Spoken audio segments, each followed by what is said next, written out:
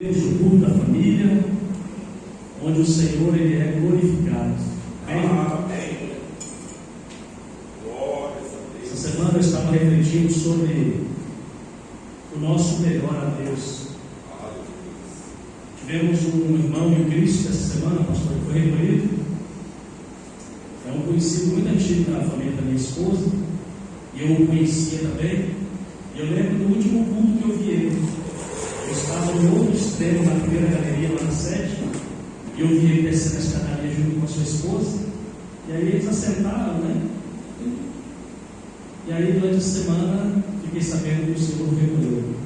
Aí eu tenho essa última imagem dele, né? Do último culto. Aí eu estava pensando, se hoje fosse o meu último culto ao Senhor, será que eu não teria dado o meu melhor? Né?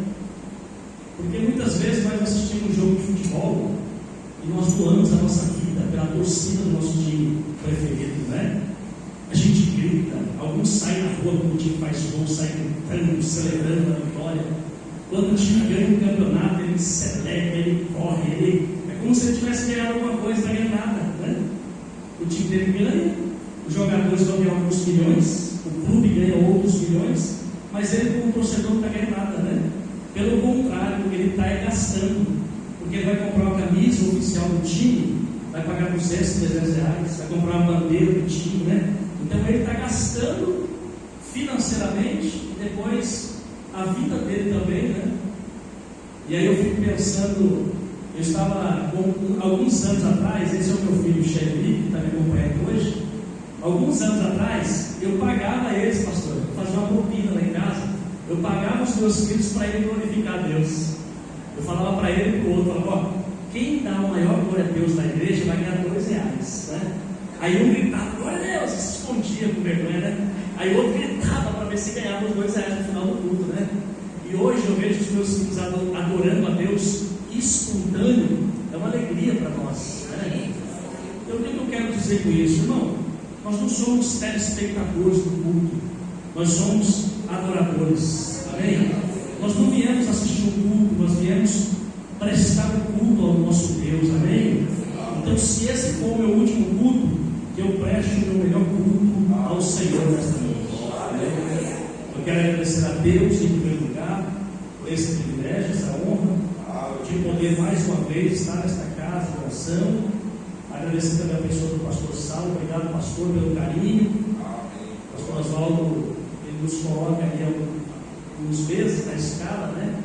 E nós tivemos hoje um privilégio de, nesse mês, cair na igreja de Jardim. E para mim é uma alegria muito grande poder mais uma vez estar aqui. Amém? Está acompanhando também minha esposa e meu filho Xerri nessa missão. Eu quero que você abra a sua Bíblia, por gentileza. Lá no Evangelho segundo escreveu São Marcos, capítulo de número 5. Eu quero trazer uma breve reflexão da palavra de Deus ao nosso coração. Evangelho de Jesus Cristo, segundo escreveu São Marcos, capítulo de número 5, verso de número 21. É um texto conhecido da parte dos irmãos. Eu quero pensar com você, nesses minutos que estaremos aqui refletindo sobre a palavra de Deus, e que Deus possa nos dar alguns ensinamentos a respeito desse texto. Quero trazer um abraço também do pastor Oswaldo ao coração dessa igreja. Um abraço do pastor Paulo Rogério. Evangelho de Marcos, capítulo de número 5, verso de número 21. Assentado mesmo como você está, acompanhe a leitura do texto comigo, por gentileza. Diz assim: tendo Jesus voltado do lar para o outro lado, afluiu para ele grande multidão, e ele estava junto do mar. Eis que se chegou a ele, presta atenção agora, um dos principais da sinagoga, chamado Jairo, e vendo-o, prostrou-se a seus pés, e insistentemente lhe suplicou: minha filhinha está à morte, vem, impõe as mãos sobre ela, para que ela seja salva e viverá. Jesus foi com ele. Agora pula alguns versículos, por favor, e vai lá no verso de número 35. Falava a ele ainda quando chegaram alguns da casa do chefe da sinagoga, a quem disseram: tua filha já morreu, porque ainda incomodas o mestre? Mas Jesus, sem acudir a tais palavras, disse ao chefe da sinagoga: não temas, crer somente. Aleluia. Contudo, não permitiu que alguém o acompanhasse, senão Pedro e os irmãos Tiago e João. Chegando à casa do chefe da sinagoga, viu Jesus o alvoroço, os que choravam e os que pranteavam muito. Ao entrar, lhes disse: por que estáis em alvoroço e chorais? A criança não está morta, mas dorme. E riam-se dele. Tendo ele, porém, mandado sair a todos, tomou o pai e a mãe da criança e os que vieram com ele, e entrou onde ela estava. Tomando-a pela mão, disse: Talita, ou Talitá cumi, que quer dizer: menina, eu te mando, levanta-te. Imediatamente a menina se levantou e pôs-se a andar, pois tinha 12 anos. Então ficaram todos sobremaneira admirados. Mas Jesus ordenou-lhes expressamente que ninguém o soubesse e mandou que dessem de comer a menina. Amém? Deixa a sua Bíblia aberta. Feche a pena dos seus olhos, por favor. Pai, mais uma vez fala conosco. Nós somos carentes da sua voz. Precisamos de uma direção, de uma orientação. Precisamos, quem sabe, de uma exortação. Mas precisamos que o Senhor fale conosco. A igreja é tua, o povo é teu, o Espírito Santo tem liberdade entre nós.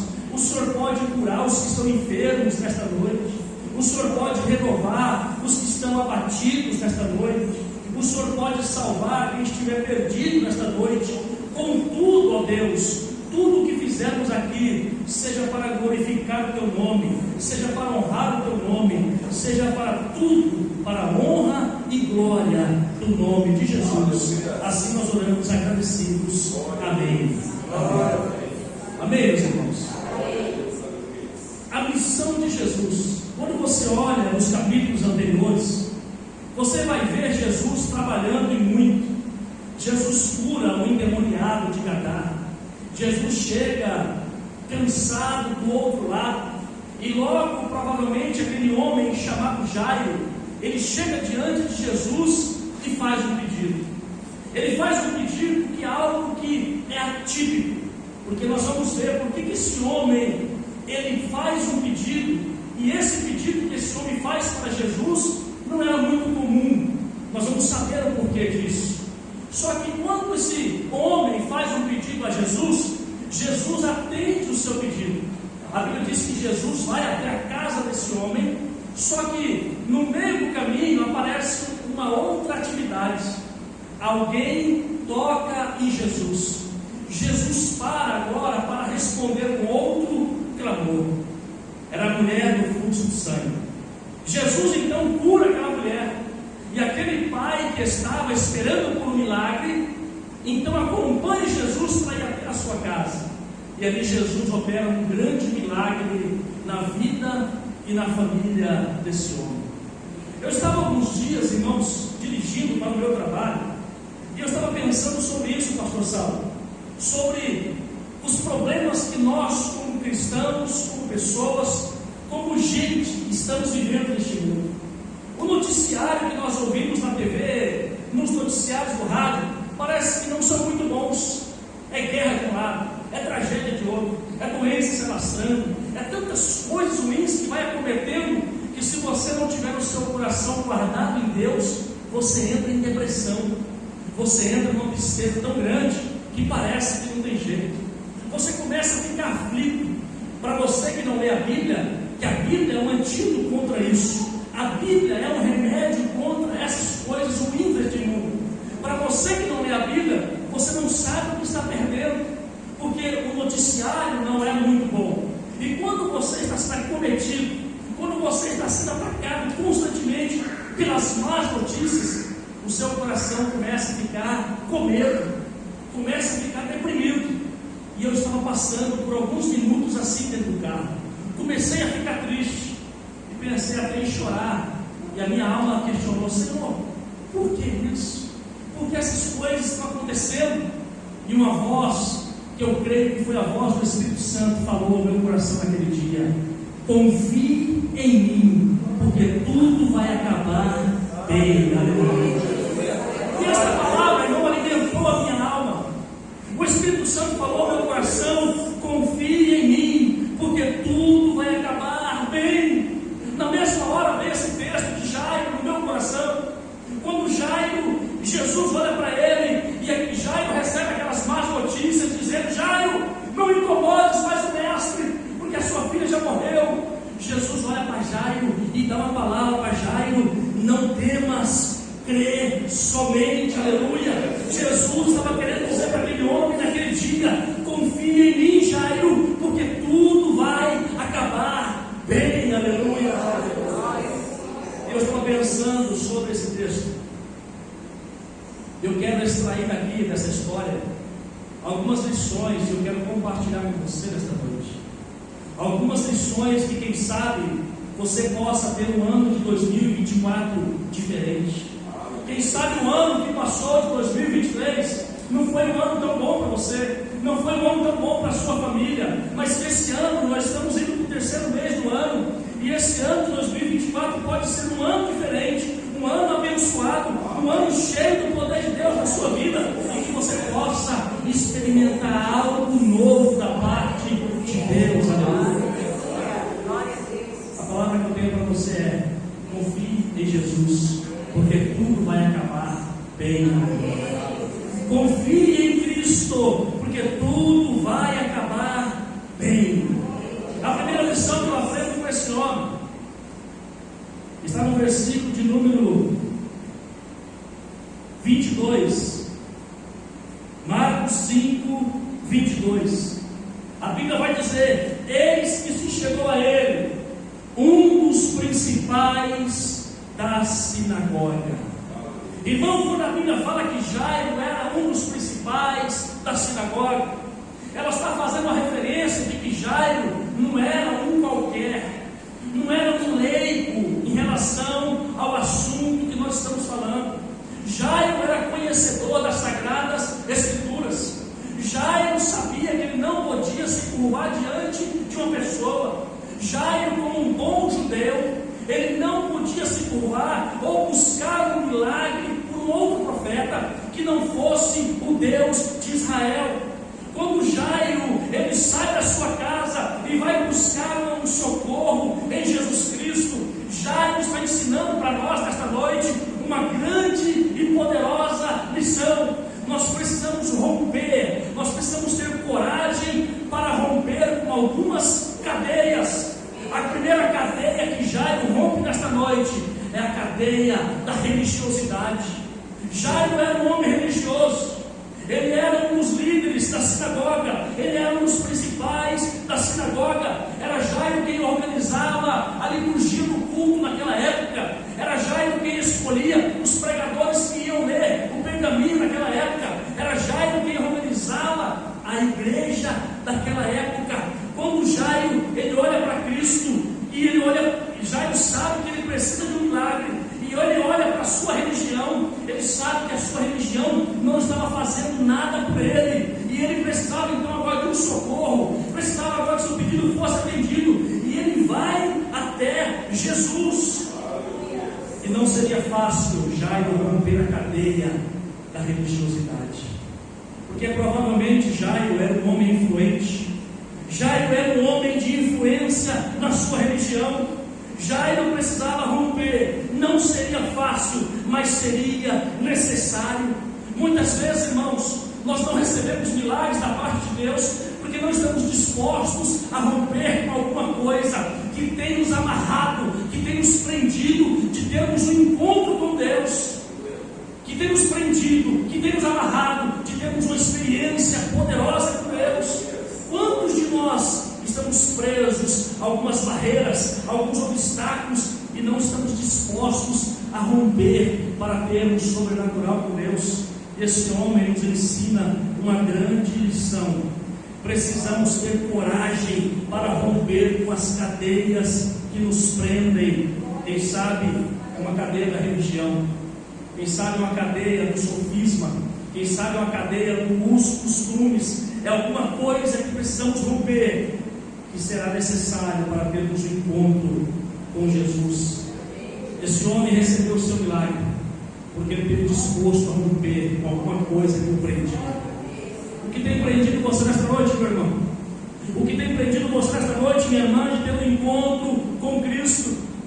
Porque nós estamos acostumados a vivermos uma vida, quem sabe, somente no superficial, somente no raso, e precisamos descer um pouquinho mais na presença de Deus para termos experiências sobrenaturais com Ele. E Jairo, ele precisava de um milagre. Ele não mediu esforços para receber o seu milagre. Quem sabe é isso que eu e você estamos precisando, romper com algumas barreiras para recebermos milagres da parte de Deus. Aleluia.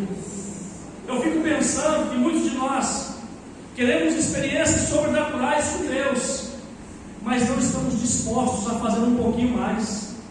Não, meu irmão, você não está entendendo. Eu já cultuo no domingo, eu já cumpro o meu ritual religioso no domingo, eu estou todo domingo na igreja. Se você ver todas as pessoas que receberam alguma parte de Jesus, eles fizeram alguma coisa diferente. Um subiu na árvore, outro quebrou um vaso de alabastro. Todos eles viraram a chave e fizeram um pouquinho mais. Nós precisamos fazer um pouquinho mais, irmãos, porque se nós ficarmos somente naquela mesmice, naquela vida de inércia, nós não receberemos algo sobrenatural da parte de Deus. Nós queremos muitas vezes receber algo da parte de Deus, fazendo sempre as mesmas coisas. Queremos um ano de 2024 diferente, mas fazendo as mesmas coisas do ano de 2023. A segunda lição que esse homem nos ensina está nesse mesmo versículo 22. A Bíblia vai dizer que ele era um dos principais da sinagoga. E ele, vendo Jesus, prostrou-se a seus pés. Aleluia. Irmão, Jairo sabia que ele não podia fazer isso. Jairo, como um bom judeu, ele sabia que se ele se curvasse diante de um homem, isso seria uma blasfêmia. Quantos não se lembram da história de Daniel, que não se curvou diante das imagens do rei, lá na Babilônia, e foi jogado na cova dos leões, porque não se curvou diante de uma imagem? Quantos não se lembram de Sadraque, Mesaque e Abednego, porque não se curvaram diante das imagens do rei, foram jogados na fornalha de fogo ardente? Jairo, como um bom judeu, ele sabia que ele não poderia se curvar diante de homens, diante de estátuas, diante de anjos, somente diante do Deus de Israel. Aleluia. Jairo, quando se curva diante de Cristo, ele está querendo reconhecer, ou ele está nos ensinando a reconhecer a divindade de Jesus Cristo. Aleluia. Jesus não era só um profeta que estava na terra. Jesus não era apenas um mestre que estava passando entre eles. Quando ele se curva diante de Jesus, ele está dizendo: o Senhor é Deus que está nos visitando. Aleluia. Abra sua Bíblia no livro do Apocalipse, capítulo de número 22. Olha o que o texto vai dizer. Apocalipse, capítulo de número 22, verso 8. Olha o que o texto nos ensina. João recebendo as revelações de Deus. João vai dizer: eu, João, sou quem ouviu e viu essas coisas, e quando as ouvi e vi, prostrei-me. Olha o que João fez: prostrei-me ante aos pés do anjo que me mostrou essas coisas. Para o quê? Para adorá-lo. Olha a terceira que João foi fazer. Olha o verso 9. Então ele me disse, ele quem? O anjo disse para João: vê, não faças isso, eu sou conservo teu, dos teus irmãos, os profetas, e dos que guardam as palavras deste livro, aí o anjo finaliza: adora a Deus, aleluia. Quando Jairo se curva diante de Jesus, ele está reconhecendo o senhorio de Cristo, ele está reconhecendo a divindade de Cristo. Jairo está dizendo: eu estou adorando a Deus. Abra sua Bíblia no livro de Filipenses, capítulo de número 2. Volta aí um pouquinho antes. Filipenses, capítulo de número 2. Olha só o porquê Jairo se curvou aos pés de Jesus. Verso de número 8, verso de número 9. Filipenses 2:9. Pelo que também Deus o exaltou sobremaneira e lhe deu um nome que está acima de todo nome, para que ao nome de Jesus se dobre todo joelho nos céus, na terra e debaixo da terra, e toda língua confesse que Jesus Cristo é Senhor, para a glória de Deus Pai. Aleluia. Jairo está reconhecendo o senhorio de Cristo. Sabe o que isso está dizendo para nós? Jairo está reverenciando Cristo como Deus. Jairo está tendo um temor de Cristo como Deus. Jairo está respeitando Cristo como Deus. O que falta para a nossa geração? O que falta para esta geração de crentes evangélicos? Olhar para Cristo como o Deus encarnado que passou entre nós, reverenciá-lo, respeitá-lo e temê-lo como Deus das nossas vidas. Eu estava no culto esses dias, pastor, lá na sede, e quando nós chegamos um pouco cedo, a gente gosta de sentar ali perto do altar. Só que quando você chega um pouquinho atrasado, já não tem mais lugares ali. Você tem que sentar ou na primeira ou na segunda galeria. E é ruim porque o ambiente é diferente. O ambiente é diferente. Senta alguns jovens ali, senta algumas pessoas, os visitantes normalmente sentam ali, e fica ruim para você cultuar, porque é uma passação de gente, uma mesa fechando, sabe? É criança passando, é celular tocando, então você fica, sabe, irmão? E uma das coisas que a gente percebe muito ali é a falta de temor a Deus, respeito a Deus. O pregador está pregando, o louvor está adorando, está cantando, e as pessoas estão mexendo no celular, estão mandando mensagem no WhatsApp, estão mexendo no Instagram, no Facebook, sabe?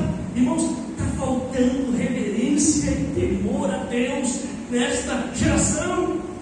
Eu não vou dizer aqui não, irmãos, mas se você vai em muitos lugares por aí, se você passa a mão debaixo das cadeiras, você vai ver chiclete nos bancos da igreja. Está faltando temor a Deus, irmão. Está faltando reverência a Deus, irmão. Num culto como esse, muitas pessoas às vezes se levantam e vai tomar água, ficam o dia inteiro sem tomar água, mas chega na hora do culto, parece que comeu sapo, parece que comeu sal, é o culto inteiro levantando para tomar água, passou o dia inteiro, não foi no banheiro, mas quando chega na igreja, é uma levantação para ir no banheiro, irmão, que nunca vi como antes. Está faltando reverência e temor a Deus, como Jairo fez neste dia. Ele reconhece o senhorio de Cristo. Estávamos sentados um dia lá, e o culto, o pastor estava pregando a mensagem, e um rapaz se jogou no colo da namorada, irmão. Parecia que ele estava no sofá da casa dele. Aquilo lá dói no nosso coração, dá vontade de dar um tapinha nas... Falei, rapaz, respeita a casa de Deus. Você não está no cinema, você não está numa praça. Se você quer jogar no braço da sua namorada, vai lá para a praça do Cristo Rei. Mas está faltando respeito, está faltando temor para esta geração, e nós queremos no final do culto que Deus se manifeste entre nós. Nós queremos ver o poder de Deus, sabe, irmão? E Jairo nos ensina uma grande lição: Jesus deve ser adorado, aleluia. Até aqueles que não reconhecem o senhorio de Cristo hoje, o sistema, a mídia, cantores, atores, pornógrafos, prostitutos, todos aqueles que não reconhecem o senhorio de Cristo, vai chegar um dia que comparecerão ante o tribunal de Deus e terão que se curvar, porque o texto está claro: todo joelho se dobrará e reconhecerá reconhecerá e confessará que Jesus Cristo é o Senhor, para a glória de Deus. Mas e se eu não quiser, pregador? E se fulano não quiser? Lá não vai ter um querer, nem que as rodas dos joelhos sejam quebradas, mas todos vão se curvar e reconhecer que Ele é o Senhor. A terceira lição que eu aprendo com esse homem está no versículo de número 23. A Bíblia diz: e insistentemente lhe suplicou. Oh meu Deus! E insistentemente lhe suplicou. Jairo era um conhecedor da lei. Ele conhecia todo o Antigo Testamento. Ele sabia que não poderia se curvar diante de um homem, a não ser que aquele homem fosse uma pessoa diferente. E ele entendeu que Jesus era diferente. E aquele momento que ele reconheceu Jesus como Deus, a Bíblia vai dizer que ele insistentemente lhe suplicou: minha filhinha está à morte. Sabe o que eu aprendo aqui? Jairo, ele insistiu pela solução de um problema que era dele. O problema era de quem? De Jairo. Irmão, Jairo era um homem, quem sabe, de uma posição social elevada na sociedade. Ele tinha funcionários, ele tinha empregados. Ele poderia muito bem mandar um empregado dele lá em Jesus. Vai lá em Jesus, fala para ele que eu, Jairo, o chefe da sinagoga, estou chamando ele. Não! Ele não terceirizou o problema era dele. Então ele disse: o problema é meu, eu vou ter que ir resolver o problema. Aleluia! Sabe o que eu aprendo aqui, irmão? Primeiro, determinação da parte desse homem. Esse homem estava determinado a resolver o problema que era dele. Era a filha dele que estava doente, era a filha dele que estava morrendo. Ele não mandou a esposa ir buscar Jesus, ele não mandou um outro amigo buscar Jesus, não. Ele disse: o problema é meu, então é eu que vou pegar no chifre do boi e jogar o boi no chão. Sabe o que eu aprendo com isso? A igreja está aqui para te ajudar em oração. Se a sua casa está com problema, é você que tem que buscar pela sua casa. Os pastores estão aqui para te ajudar em oração, mas eles não vão fazer aquilo que você tem que fazer. Nós não vamos fazer aquilo que pertence a você fazer. Jesus ressuscitou um homem de 4 dias que estava morto. Era simples ele com um dedo mover a pedra do sepulcro, mas ele disse: tirai a pedra. Ou seja, aquilo que vocês têm que fazer, façam vocês. Agora, aquilo que você não faz, aí eu vou fazer. Sabe o que eu aprendo aqui? Que esse homem, ele foi determinado e não terceirizou o problema. Eu e minha esposa já conseguimos um casal que estava a ponto de uma separação. Acabaram se separando. Sabe por quê? Porque ficaram terceirizando o problema. Irmão, se ela for para a igreja, eu vou. Aí a mulher falou: não, mas se ele for primeiro, pastor, eu vou. Nenhum dos dois foi. Sabe o que aconteceu? Acabou o casamento. Divorciados. Ficaram terceirizando o problema. Já viu, conhece aquela pessoa? Fala: não, coloca meu nome no caderno. Não tem mais caderno nenhum para colocar o nome dela. Não tem mais folha de caderno algum para colocar o nome da pessoa. Mas ela mesma não está orando por ela. Ora por mim, irmão, ora por mim. Conhece pessoas assim: irmão, ora por mim, coloca meu nome no caderno de oração. Já está lá a criatura, mas você também está orando. Você está buscando, está abrindo uma campanha para o seu problema. Então ore. Esse homem está dizendo para nós: eu vou assumir porque o problema é meu. Então eu vou buscar a cura da minha filha. Aleluia. Muitas vezes nós iremos admitir quando o problema já está instalado na nossa casa. Quando o problema já se instalou, aí admite: não, eu vou buscar. Esse homem, ele poderia muito bem ter ido buscar para sua filha antes de o problema se agravar. Mas graças a Deus que ainda tinha solução para o seu problema, amém, irmão? Porque tem casos que às vezes é irreversível. Esse casamento se desfez, pastor. O rapaz casou com a outra mulher, e essa mulher se separou, casou, e um filho que foi gerado nesse relacionamento foi criado sem pai e sem mãe próximos. Então tem casos que são irreversíveis, mas nesse caso Jesus reverteu a situação, amém? Ou seja, a partir de hoje, meu irmão, se está com o marido com problema, o pastor vai te ajudar em oração, o grupo de oração vai te ajudar em oração, mas é você que tem que acordar de madrugada. Deus, salva esse homem, Senhor, liberta ele da droga, Senhor, faz um jejum por ele, faz alguma coisa por ele, mas é você quem tem que fazer alguma coisa. Aí quando eu quero abrir um parênteses, a Bíblia vai dizer no verso 24, mas e Jesus foi com ele. Oh, glória a Deus. O verso 24 diz: Jesus foi com ele. Sabe o que eu acho lindo, irmãos? Porque nas entrelinhas da Bíblia ela fala, quando a Bíblia vai dizer que Jesus foi com ele, não, para mim não precisava nem continuar a história, porque eu já sabia que ia acontecer alguma coisa. Sabe por quê? Onde Jesus está, alguma coisa vai acontecer. Aleluia. Eu não sei o que ia acontecer, se aquela mulher daquela casa ia dar mais 3 crianças, não sei, se Jesus ia ressuscitar, se Jesus ia curar, mas se a Bíblia diz que se Jesus foi com ele, Jesus não ia deixar a situação daquele homem da mesma maneira que estava. Ou seja, se Jesus está com você, meu irmão, acalma seu coração, a situação não vai ficar do jeito que está, ele vai tomar uma decisão em relação a isso. Acalma a sua vida e confia nele, porque ele é Deus que controla todas as coisas. Aleluia. Ainda dentro desse parênteses, a Bíblia diz que Jesus foi com ele. Aí o texto pula, porque vai mostrar a cura da mulher do fluxo de sangue, da mulher enferma. Agora imagina você, como pai, está com o seu filho doente, e agora o rapaz que vai resolver o problema precisa parar para atender um outro socorro. Irmão, é desesperador para um pai. O filho, quando está com a virose, não é isso? Está gripado, parece que o pai fica doente, mais doente que o filho. Não é isso? A mãe fica mais doente que o filho.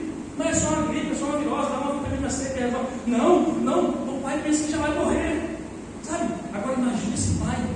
A filha dele estava para morrer. Quem ia ajudar ela parou no meio do caminho. Imagina a aflição desse pai. Esse meu jovem aqui, esse rapaz, há alguns anos atrás, ele fez uma cirurgia da apêndice, né? E agora eu fiquei pensando sobre isso.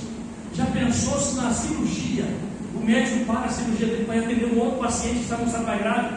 Eu lá fora, irmão, eu já estava aflito, eu já estava desesperado, orando a Deus: Senhor, acompanha, Senhor, abençoa, Senhor, vai com ele, Senhor, toca nele, Senhor. E depois, imagina se o médico falou: vou ter que parar de atender seu filho agora para atender um outro caso mais urgente. Irmão, eu enforcaria aquele médico: não, você vai atender o meu filho agora. Não, você vai resolver o meu problema primeiro, depois você vai resolver o problema do outro. Imagina a situação desse pai, tendo que ver Jesus parando para atender um outro pedido. Sabe o que eu aprendo aqui? Jesus, ele não estava preocupado com o tempo, porque ele está no controle de todas as coisas. Ele está no controle de todas as coisas. No verso 35, a quarta lição que eu aprendo com esse homem.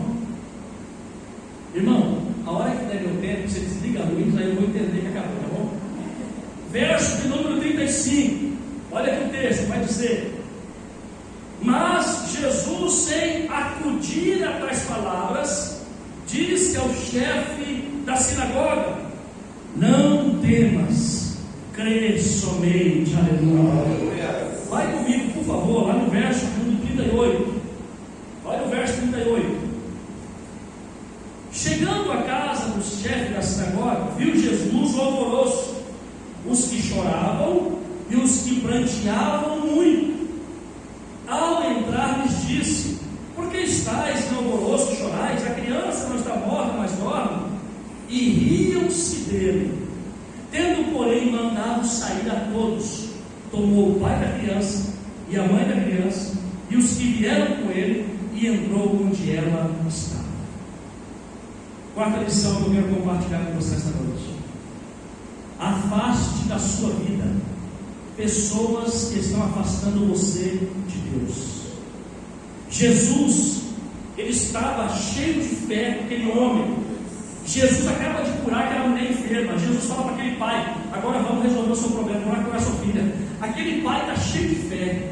Sabe quem chega diante deles? Pessoas negativas. Jairo, para. A sua filha já morreu. Não incomodes mais o mestre. Irmão, imagina a alma sair do corpo daquele pai. Minha filha morreu, Jesus. Sabe, o que Jesus olha no olho dele e diz: olha, não temas, creia somente.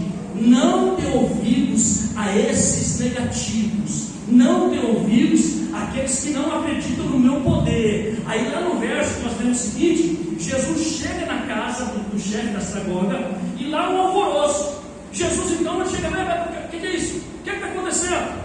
Que bagunça é essa? A Bíblia vai dizer que existiam os que estavam chorando e os que o quê? Pranteavam. Alguns estudiosos dizem que existiam aquelas carpideiras, aquelas pessoas que eram pagas para chorar. Ou seja, tinha pessoas na casa de Jairo chorando porque conhecia a família e estava sentindo a dor da família, mas tinha pessoas que não estavam nem aí, estavam chorando porque estavam recebendo para isso. Ou seja, pessoas que não estavam preocupadas com a família. Então o que Jesus manda fazer? Tira todo mundo daqui, aleluia. Esses negativos, essas pessoas que não querem o bem da família, saem daqui. Irmão, tira da sua vida pessoas negativas, amigos que querem acabar com o seu casamento, que está no terceiro casamento, no quarto casamento e quer te aconselhar para casamento, quer te aconselhar como esposo, está no quinto casamento e quer dar conselhos para casamento para você. Afasta de você pessoas que vão te afastar de Deus, aleluia. Já viu pessoas assim? Estava no mundo, era drogado, era ébrio, só vivia caindo nas ruas da Varja Grande, Cuiabá. As pessoas só criticavam: não vai chegar a lugar nenhum, esse aí não vai não, esse aí acabou, não tem futuro. Aí Jesus resgata ele, Jesus agora limpa ele, Jesus agora transforma ele e começa a ir para a igreja. Agora começa a estar bonitinho, cheirosinho, com a Bíblia debaixo do braço. Aqueles falsos amigos: vai na igreja de novo, você virou crente mesmo?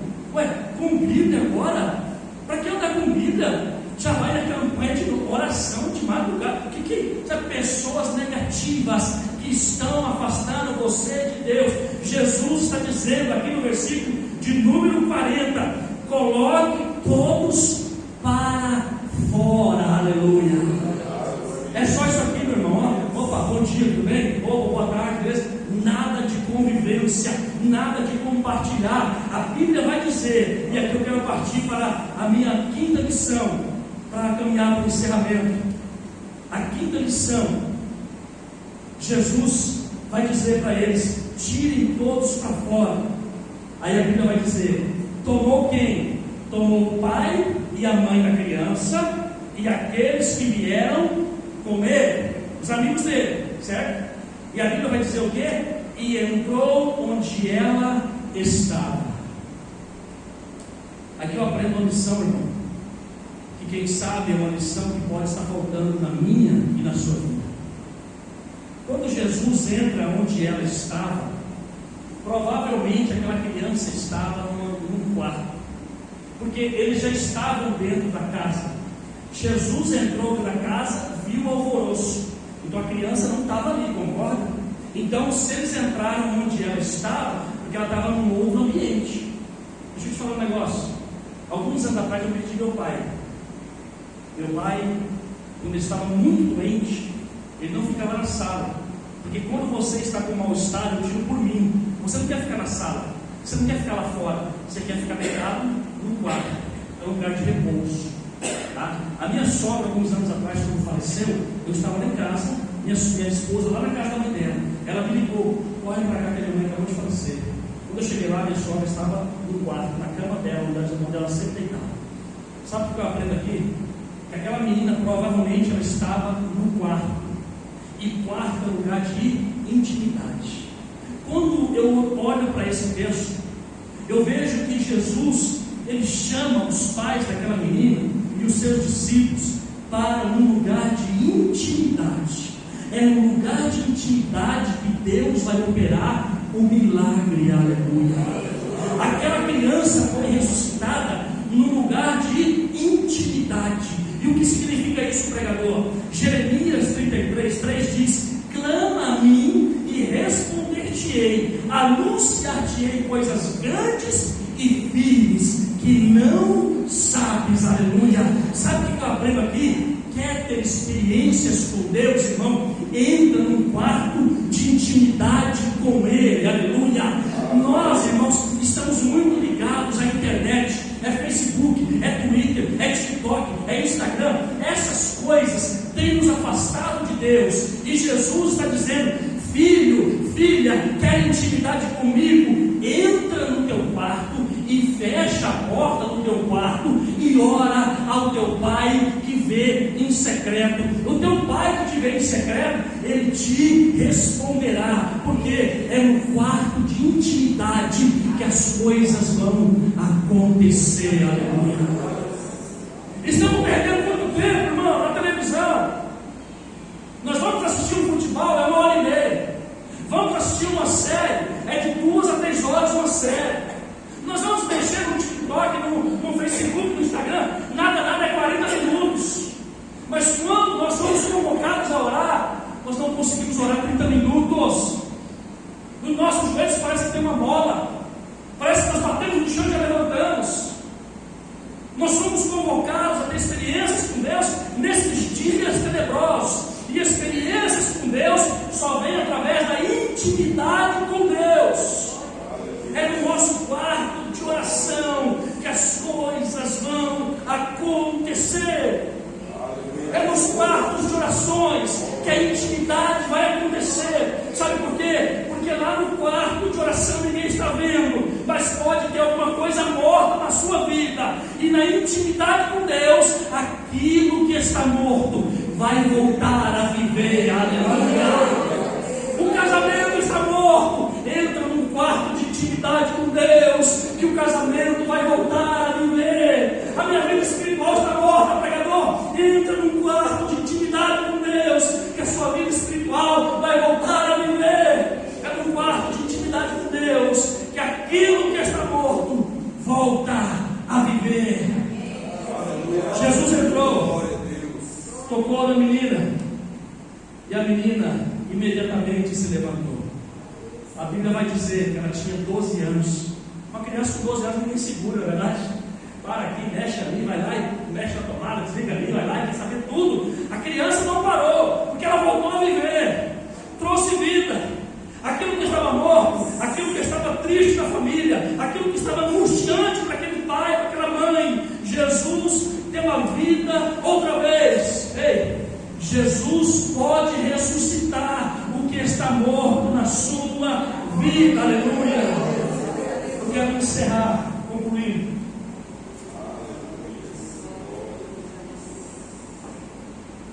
Você vai ver, esse mesmo texto, eu acredito que em Mateus e Lucas, mas somente Marcos vai falar essa parte final, lá no verso 43, a parte B do versículo. Mateus e Lucas também falam sobre esse texto, mas somente Marcos fala essa parte, lá no verso 43, na parte B, vai dizer: e mandou que dessem de comer a menina. Aleluia. Por que Jesus foi se preocupar com a menina se alimentar? Jesus não era nutricionista, Jesus não era o serviçal da casa. Não, vou preparar a comida, agora preparar o rango dela para ela comer, está com fome. Mas sabe o que eu aprendo aqui, irmão? Quando Jesus fala que dei de comer a ela, Jesus viu a menina com vida, e nesse último momento Jesus dá esse conselho para os pais, que dessem de comer a menina. Sabe o que eu aprendo aqui? Uma das principais necessidades para nós seres humanos para a sobrevivência nossa. É a comida e a bebida. Comida e água. Comida e água. Esse missionário que caiu, pastor, né, lá na região, provavelmente ele sobreviveu porque ele deve ter comido alguma coisa, algum peixe deve ter pescado. Eu vou ver a história dele depois. Mas provavelmente, e com toda certeza, ele sobreviveu porque Deus o guardou, mas porque ele tomava água da chuva, água dos ribeiros, qualquer coisa ele fazia ali. Mas ele se alimentava de alguma forma, tá? Fica uma semana sem comer, você provavelmente vai parar no hospital, porque o seu corpo vai sentir essa necessidade. Jesus está querendo dizer: quer manter essa menina viva, dê-lhe de comer, ela precisa se alimentar. Sabe o que eu aprendo no nosso contexto, aplicando isso para nós? Quer se manter vivo, irmão, nessa geração? Alimente-se da palavra.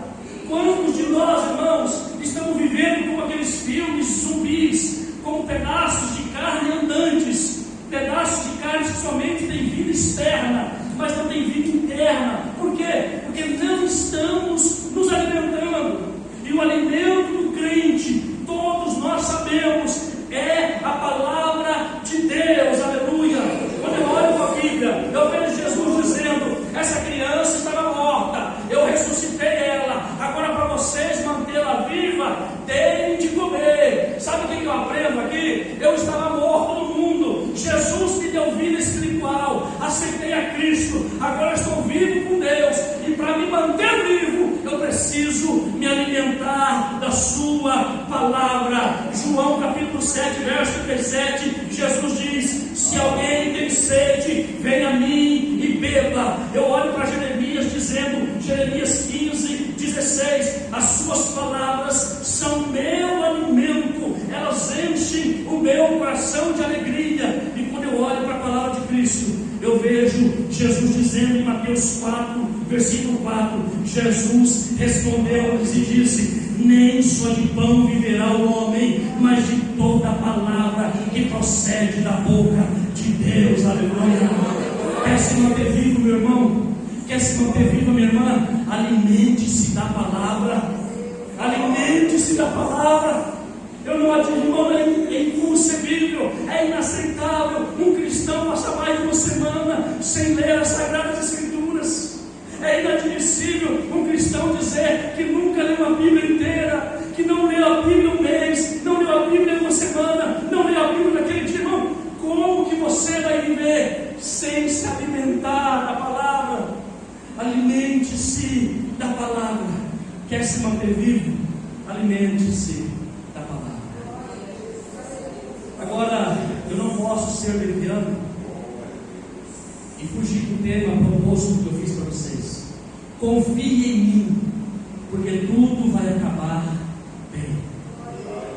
Jesus respondeu à oração daquele homem chamado Jairo.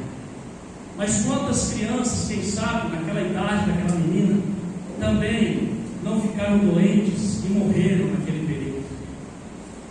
Quantas orações, quem sabe, não foram respondidas naquele período? Sabe o que eu aprendo, irmãos, com a lição que eu tenho de vida? Que nem todas as minhas orações elas serão respondidas de uma forma da forma com que eu quero. Está aqui a minha esposa. Quando nós descobrimos que a mãe dela estava com câncer, nós abrimos campanhas de oração. Abrimos campanhas, pedimos para irmãos e irmãs do Brasil inteiro orar pela minha sogra. Ela, em 8 meses, ela morreu. Antes dela falecer, reunimos os filhos, a família, pegamos todos os exames, irmãos. Eu joguei aqueles exames no chão, pastor, como aquele rei que foi afrontado e jogou na presença de Deus, sabe, a afronta. E eu falei: Senhor, cura minha sogra. Deus não curou a minha sogra. O meu pai estava no hospital, irmão. Eu orei a Deus insistentemente. Eu cria no meu coração que Deus ia curar meu pai. Sabe qual foi a resposta de Deus? Deus não curou meu pai. Meu pai está na glória, eu creio. A minha sogra está na glória, eu creio. Porque eram cristãos, eram salvos em Cristo Jesus. E quando eu olho para esse texto, eu vejo que aquela jovem, ela morreu 2000 anos depois. Ela passou alguns anos depois, quem sabe, ficou mãe e virou avó, mas ela morreu. E eu aprendo, sabe, irmãos, quando Jesus disse para Jairo: não temas, crê somente. Quando o Espírito Santo falou no meu coração: confia em mim, porque tudo vai acabar bem. Ele não está querendo dizer que todas as minhas orações serão respondidas do jeito que eu quero. Algumas ele não vai responder e está tudo bem, porque ele está no controle de tudo. Algumas ele não vai responder e está tudo bem, porque ele está no controle de tudo. Nem sempre vai acontecer do jeito que você quer, mas não deixe de crer, porque ele está no controle de todas as coisas. Eu quero finalizar aqui com você. João 11. Abra comigo. João 11, verso número 25. João capítulo 11. Todos conhecem a história, a ressurreição de Lázaro. Jesus, o seu grande amigo, Lázaro estava doente. As irmãs mandaram chamar Jesus, e Jesus demorou um pouco para voltar. E quando Jesus voltou, Lázaro já havia morrido. E aí, naquele diálogo entre as irmãs de Jesus, e ela falou: Senhor, eu creio que o Senhor vai ressuscitar meu irmão no último dia. E Jesus disse: não é bem assim. Olha só, no verso número 25, que Jesus disse para uma delas: disse-lhe Jesus: eu sou a ressurreição e a vida. Quem crê em mim, ainda que morra, viverá. Oh, aleluia! E todo aquele que vive e crê em mim não morrerá eternamente. Aleluia!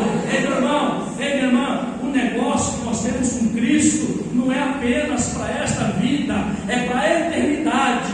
Sabe o que eu aprendo? Que por mais que a minha vida esteja turbulenta aqui, Ele me disse: eu não vou te deixar, eu não vou te abandonar, eu vou estar com você até o fim dos séculos. Fica firme, porque eu venci o mundo. Ele está querendo dizer: se eu venci e você está comigo, você também vencerá. Ou seja, eu vou estar com vocês, e no final de tudo eu vou continuar com vocês. De Gênesis a Apocalipse. Você leu Gênesis e criou Deus os céus e a terra. E você vai finalizar o livro de Apocalipse: eis que crio novos céus e nova terra. Sabe o que eu aprendo? Ele está no controle de todas as coisas. E por mais que eu passe alguns intempéries desta vida, eu vou confiar nele, porque no final vai acabar tudo bem. Aleluia. Feche seus olhos. Eu quero orar por você neste momento.